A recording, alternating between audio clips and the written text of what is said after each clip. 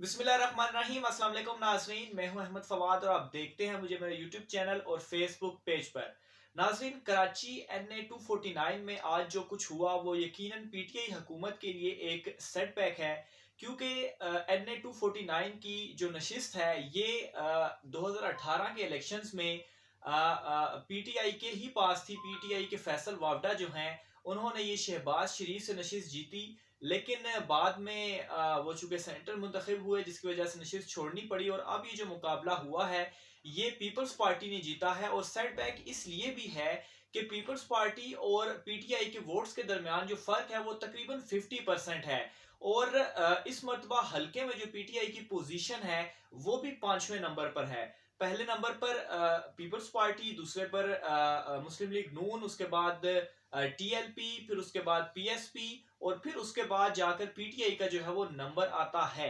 Senior सहाफी Fayaz Arif साहब हमारे साथ मौजूद हैं। Sir, thank you very much. आप फयाज आरिफ साहब से जो है इसी हवाले से हम आज गुफ्तगू करेंगे। सर, सबसे पहले तो ये बताइए कि क्या वाकई जो मरियम नवाज साहिबा भी उनकी भी काफ़ी सारे ट्वीट्स आए हैं, वो बातें कर रही हैं कि बयानिया नवाज शरीफ का जो है वो मकबूल हो रहा है, तो क्या वाकई इमरान खान जो है वो अपनी मकबूलियत खोते जा रहे हैं?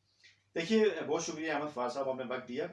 यहाँ पर जो है वो 3 इंडिपेंडेंट सर्वे एग्जिट पोल जिसे कहते हैं वो करवाए गए थे और एक ऐसे इदारे ने वो करवाए और उन्होंने शेयर भी किए जिसके मतलब आमतौर पर ये कहा जाता है मीडिया के अंदर, बल्कि वो खुलेआम भी ये बात करते हैं और कई मरतबा वो पाकिस्तान तरीके इंसाफ के खिलाफ जो है वो प्लांटेड स्टोरीज भी करते हैं, यानी जियो जंग ग्रुप।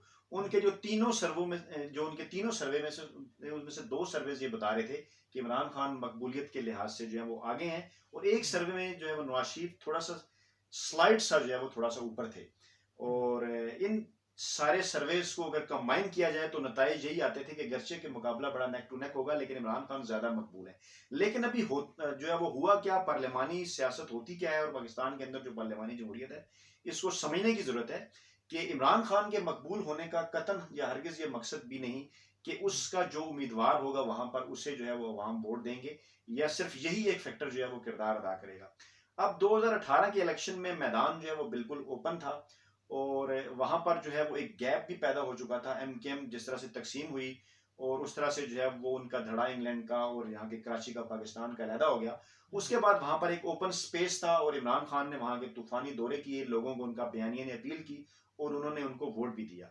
और एक बात भी और भी हमें ध्यान में रखनी चाहिए कि टर्न आउट जब भी पाकिस्तान के अंदर किसी भी इलेक्शन का 40 या 50% के से जो है वो नजदीक होगा, ज्यादा जाएगा, तो उसका तरीके इंसाफ को फायदा होगा, क्योंकि इमरान खान ने वोट देने के लिए उस क्लास को बाहर निकाला था जो जिंदगी में कभी पहले वोट नहीं डाला करती थी और टर्न आउट इंतहाई कम रहा करता था और वो लोग छुट्टी के दिन के तौर पे उसको बनाया करते थे। और डेफिनेटली कराची में भी ऐसे लोगों की एक बहुत बड़ी तादाद थी, क्योंकि माजी में कराची में जो है वो 30-35% इस किस्म का वोटर टर्न आउट जो है वहां पर नजर आता रहा। आज तो खैर बहुत ही कम था और एक बड़ी वजह यह भी थी कि इस टर्न आउट के कम होने की डेफिनेटली कोरोना, फिर उसके बाद रमजान, फिर गर्मी।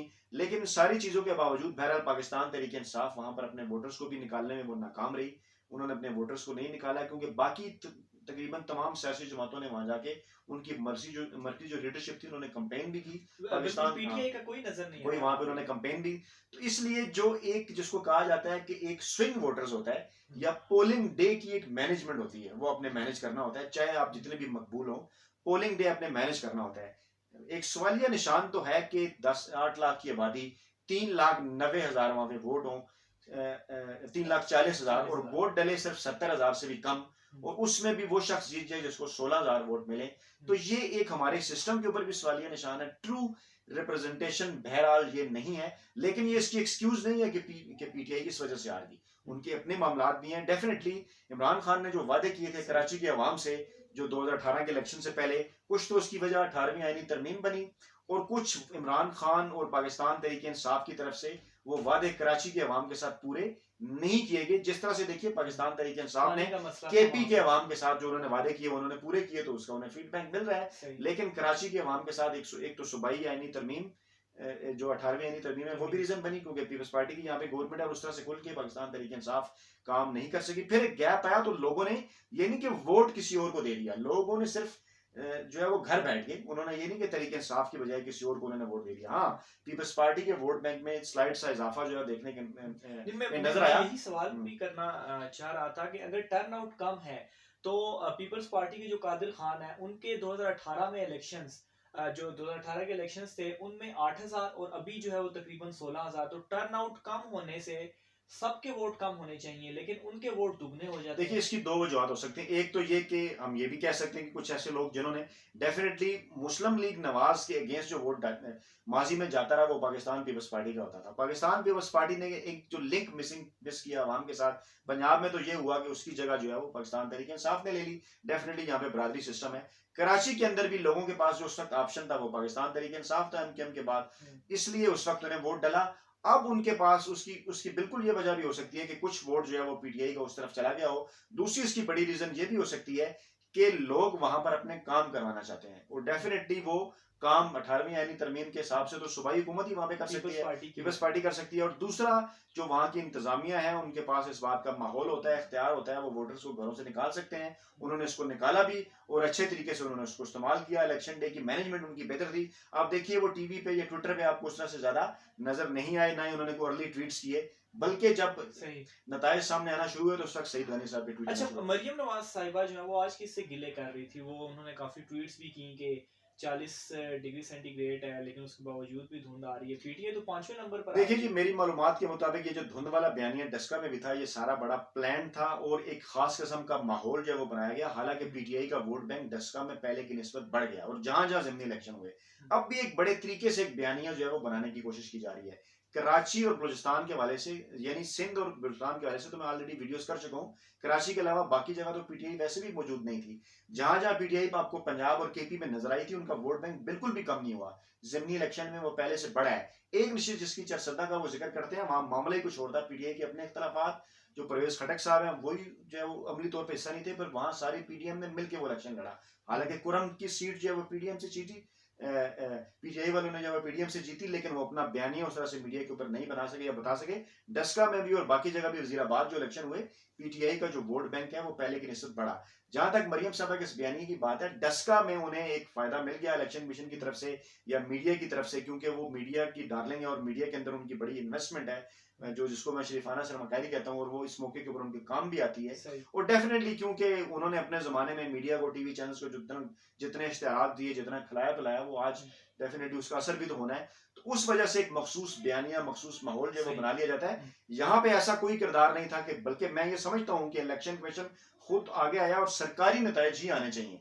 इससे पहले हामिद मीर और जो है वो तलत हुसैन साहब ने ट्विटर के ऊपर जिस किस्म का माहौल बनाने की कोशिश की और 15-20 हलकों के 15-20 पोलिंग स्टेशन के नताइज आने के बाद उन्हें जितवा दिया, ये पाकिस्तान में प्रैक्टिस खत्म होनी चाहिए, क्योंकि दुनिया में कहीं भी इस तरह से मीडिया नताइज नहीं देता। लेकिन एक और चीज भी है कि इमरान खान जो हैं, और ख़ास तौर पर इमरान खान की जमात के जो मुख्तलिफ रहनुमा हैं, उनके लिए ये अब एक अलार्मिंग सिचुएशन ज़रूर होगी। उन्हें जो है, जो गलतियां उन्होंने इन इलेक्शंस में की, कोई यहाँ पर कंपेन पीटीआई की जानिब से नज़र नहीं आई, और अगर इसी तरह से वो चलते रहे और आगे इंतखाबात में भी वो ऐसे ही गए, सारा कुछ अगर डिपेंड उन्होंने इमरान खान पर किया, क्योंकि इमरान खान साहब तो अकेले तो सब कुछ मैनेज नहीं कर सकते ना। वो ठीक है, उनके नाम पर जो है वो आपको वोट मिलता है, लेकिन नीचे कारकुनान ने, या जो बड़े रहनुमा हैं पीटीआई के जिनके नाम हैं, जिनमें असद उमर ले लें, शाह महमूद कुरैशी ले लें, कम से कम अगर वो हल्के में नहीं जा रहे थे तो ट्विटर पर या कहीं ना कहीं तो वो नजर आने चाहिए थे, जिससे जो वोटर्स हैं उनका हौसला बढ़ता। बहरहाल इस इलेक्शन के बाद पीटीआई को जाग जाना चाहिए और उन्हें जो है वो देखना चाहिए कि गलती कहाँ पर हुई और अपनी कंपेन जो है वो मजबूत करनी चाहिए। दूसरी जानिब मरियम नवाज साहिबा की एक दिलचस्प सूरत हाल जो मुझे नजर आई ट्विटर पर, वो भी अपने नाज़रीन के साथ शेयर कर दूं कि उनका क्लिप बड़ा एक वायरल हो रहा है जिसमें वो कह रही है कि हाँ हाँ हाँ पीडीएम में लड़ाई हो गई। तो आज वाकई पीपीपी और मुस्लिम लीग नून जो है वो ही आपस में लड़ रहे थे, लेकिन स्टिल ये तो ठीक है, एक लाइटर मोड पर एक बात होगी, लेकिन पीटीआई को जो है वो मजीद इस पर काम करने की और इसको देखने की और इस पर संजीदगी से काम करने की ज़रूरत है। मुझे और फयाज आजा साहब को नाज़रीन इजाज़त दीजिए, अगले व्लॉग में फिर मुलाकात होगी। अल्लाह हाफिज़।